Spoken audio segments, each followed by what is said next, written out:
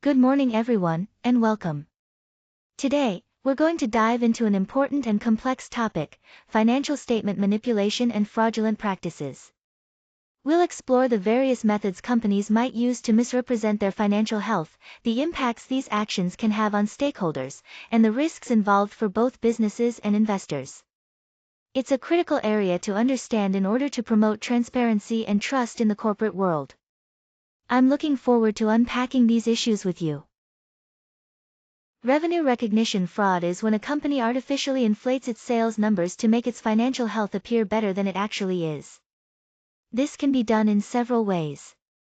For example, a company might record revenue too early, before the sale is actually finalized or the product is delivered. Another method is creating completely fake sales that never happened. Additionally, revenue might be recognized in the wrong accounting periods to boost figures at specific times. These actions can seriously mislead investors, creditors, and other stakeholders by giving a false impression of the company's profitability and overall performance.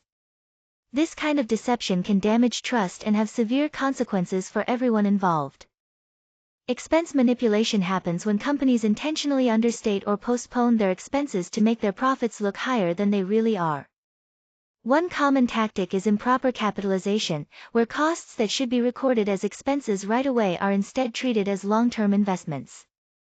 Another way companies manipulate expenses is by deferring costs to future periods, shifting the financial burden away from the current reporting period. These practices can really distort a company's true expense profile, ultimately giving stakeholders a misleading view of the company's financial health. It's important to recognize these tactics to understand the real financial position of a business. Asset overstatement occurs when a company deliberately inflates the value of its assets to present a stronger financial position than is actually the case.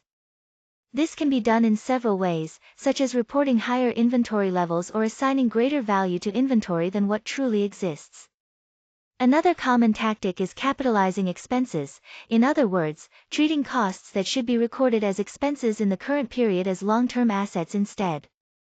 The impact of these actions on financial reporting is significant because they distort the true picture of the company's resources and financial health, potentially misleading investors, creditors, and other stakeholders. Understanding this helps us recognize the importance of accuracy and honesty in financial statements. Liability understatement happens when a company either leaves out or minimizes its true liabilities on financial statements. This can make the company look less leveraged, meaning it appears to have less debt and therefore seems more financially stable than it really is. Essentially, it hides the actual obligations and risks the company faces. This kind of understatement can mislead investors and creditors, giving them a false impression of the company's financial health and potentially leading to misguided decisions.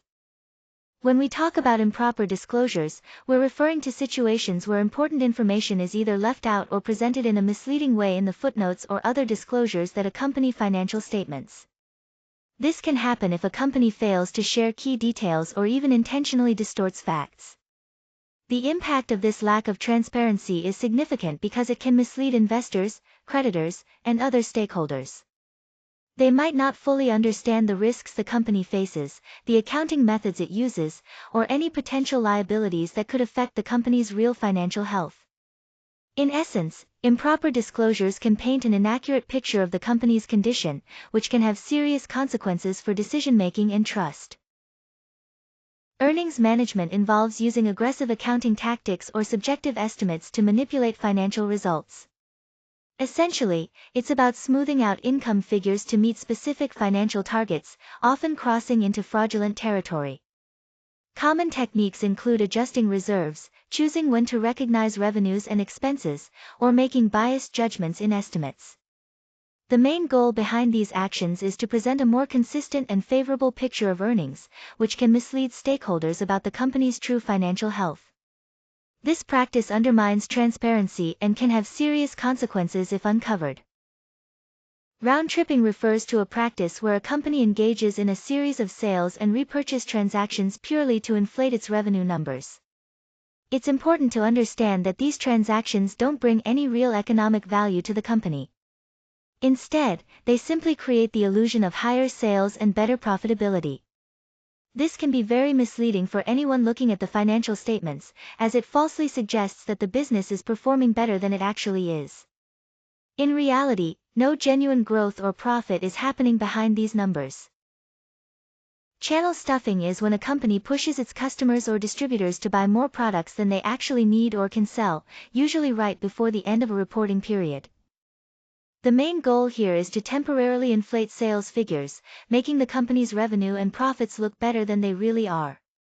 However, this strategy often backfires because it can lead to a drop in future sales or result in a lot of product returns, which harms the company's performance in the long run. It's important to be aware of this practice because it can give a misleading picture of a company's true financial health.